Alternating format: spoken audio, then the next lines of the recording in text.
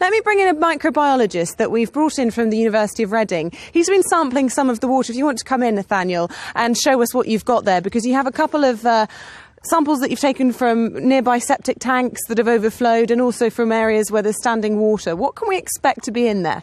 Well, as you can see from both of these, they're quite cloudy, which would indicate there's a lot of contamination with faecal matter, probably from the animals, and, as you say, the septic tanks are overflowing.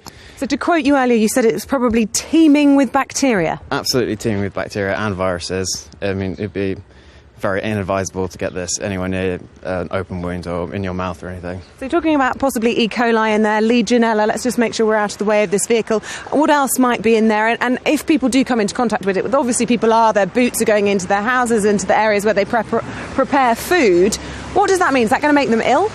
Well, it's entirely possible if you've got it in your mouth or on your food that it would make you quite ill in terms of a kind of gastrointestinal illness, a bit like diarrhoea or mild flu-like symptoms, vomiting.